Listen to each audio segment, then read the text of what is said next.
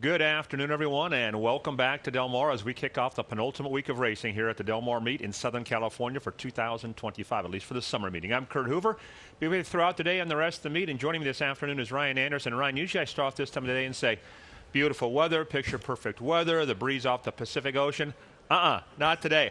I personally love this weather. It's actually drizzling rain right now, and it feels real tropical here at Del Mar. Feels very tropical, and at least we don't have the wind blowing our papers everywhere. Right? So that's the bright side. And here. it's not cold, obviously. It's not just cold. Kind of that tropical feel, and it's a very, very light drizzle. It's not going to affect racing whatsoever, but hopefully keep things cool throughout the afternoon as we kick off Pacific Classic Week here at Del Mar. All right, let's get right to the action. Ryan, 8 races to kind of whet the appetite for the weekend. $10,000 non-winners, 3 life, tip off the proceedings. That's right. Heavy favorite in the number 6, Big Juanito, off that powerful win last time.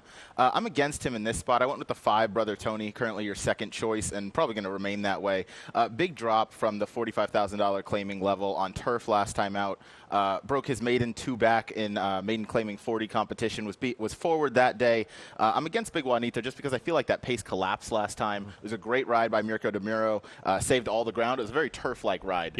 Last time out, but he's very talented. But I'm going to go with Brother Tony, just a horse that is a little more forward in a spot like this off the big drop. Yeah, short price on Big Juanito, I think rightfully so. His last win, when you watch that race visually, was really, really impressive the way he finished and galloped out. And coming back for 10 makes sense. That was 10 non-winners 2. This is 10 non-winners 3. The purse is big. It's the end of the meet, so I think it'll be very tough to beat. Good to see Mirko de Muro back in action. He got dumped over the weekend, hit the ground pretty hard. He's back in action, which is good news.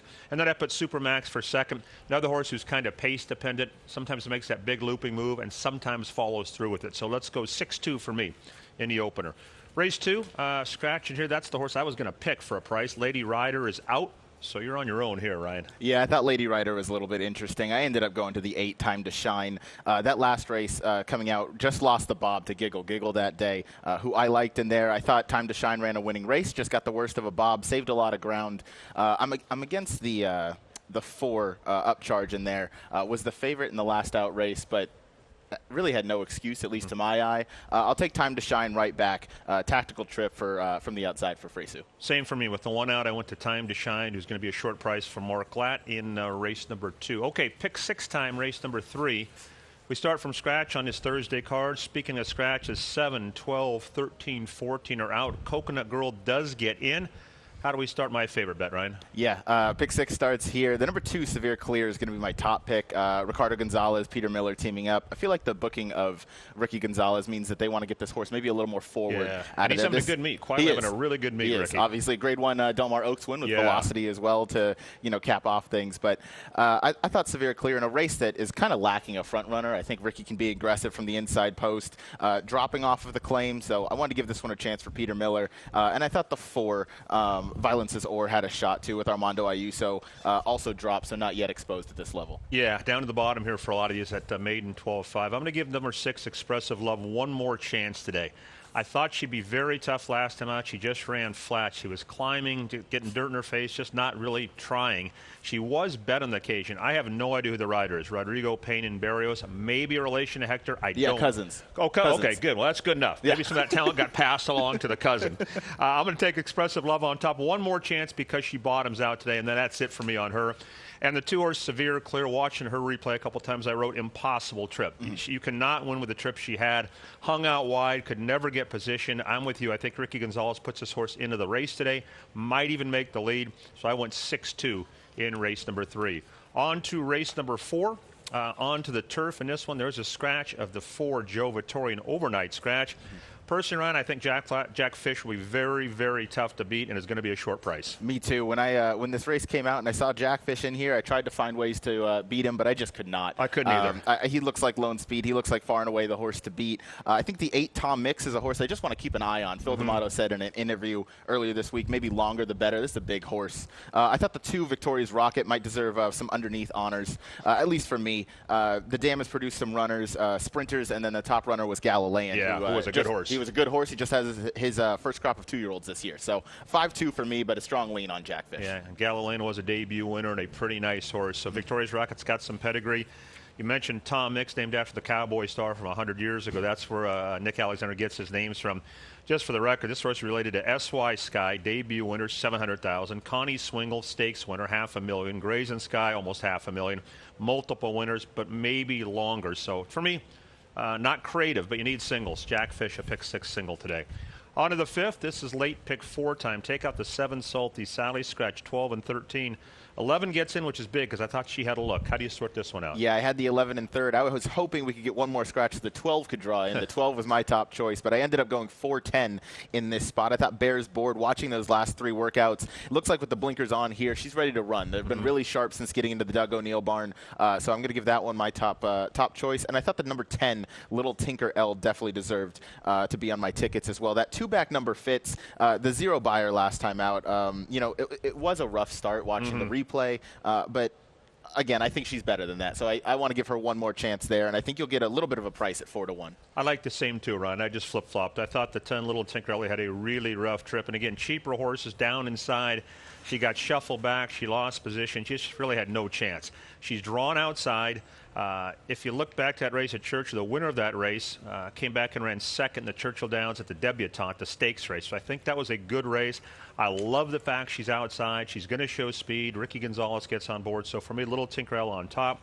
And then Bear's Board for second. 1 of 2 ship and win horses here. Mashi Niblick from Yachty and Bear's Board, who puts the blinkers on. The race Bear's Board exits super live. The winner came back and ran second in a stake at Delaware. The 3rd place finisher got beat a neck in a maiden race. Point being, that was a very productive race. Blinkers on, and Doug O'Neill is one of the best at the ship and win. 10-4 for me. 6th race, Ryan, final pick 3 on a Thursday afternoon card.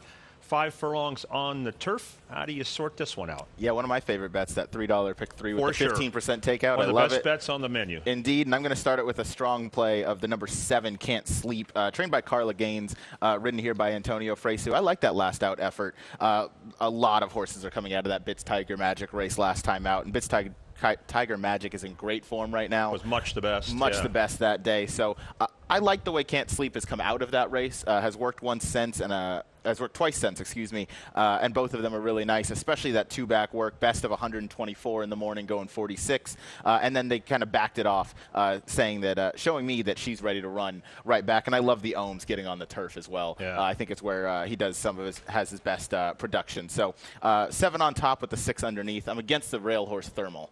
Yeah, I am too. I ended up picking Miss Mandalay. I thought she ran well last time. She took a big late hit in the betting. She was 19-20-1 at the gate. She went off at 8-1, and she finished up really well. Just beat by a better horse. Tyler Bays takes over. Obviously, Le Preux was in town that day to ride the stakes. That's why he rode the horse. So I put her on top. I was driving down today, Ryan, and being a big music fan, I was listening to some Guns N' Roses. So I heard Sweet Child of Mine, started humming and getting that in my head. Now we get Sweet Gal of Mine. I'm going to throw her last race out. Banged around at the break, lost interest. You get Barrios, trained well from a good barn, and a price. So 6-5 for me in race 6. One of the all-time great rock and roll albums, Appetite for Destruction. A 7th race. First half of the late double just makes me sound old. We scratched the 8 stand from Malibu. What about the 7th, Ryan? Yeah, this was a very difficult race, so I went a little price shopping, and I ended up on the number 3, Come Out Fighting. I thought if you excuse the effort 2 back, that was off the layoff, you could even maybe draw a line through that last out effort with that only being the 2nd start of the form cycle for Bill McLean.